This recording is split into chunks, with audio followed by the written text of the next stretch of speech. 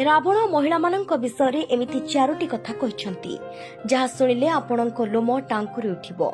ए कथाटी महिला मानक पई खराब होइतिले भी सत्य अटे। रावण किछि महिला मानक ठारू जेते संभव शीघ्र दूरे जिबाकू परामर्श देथिले। रावण रामायणर एक मुख्य चरित्र भावरे परिचित। रावण बहुत ज्ञानी थिले। कोनोसी घटना घटिबा आगरु से सबु जानि पारंती। सीतांकु से निजर मर्यादा भितरे रही हरण करथिले। लंका गड़कु नै तार गर्व ही तार सर्वनाश कला।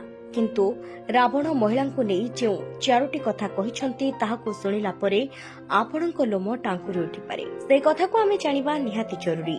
रावण मरिबा पूर्वरु कहिसंती महिला बहुत स्वार्थवादी एवं मतलबी होइथांती। से निजर स्वार्थ पूरण पाई किछि भी करि पारंती, काहार जीवन भी नै पारंती, आउ कोनोसी पर पुरुष को निजर भी करि पारंती। एपरि कथारु आपण जानंतु एही कथा केते सत आउ केते मिछ। द्वितीय रे असुछि महिला निजर कथारु शीघ्र ओहोई जानती आउ मिथ्या कथा भी कुहंती। एठु कथा नै सेठी कुहंती ओ कथा कथारे झगड़ा भी लगाई दियंती। एही कथारु आपण जानि पारुथिबे रावण कथा केते सत्य। तृतीय रे महिला माने किछि सिक्रेट कथा निज भितरे रखंतिनी, से सब रहस्य खोली दियंती। सेथिपाई स्वामी माने तांकर स्त्री आगरे सिक्रेट न कहिबा भल। जदि एपरि न करिबे तेबे स्त्री आपणक विनाशर कारण होई पारंती।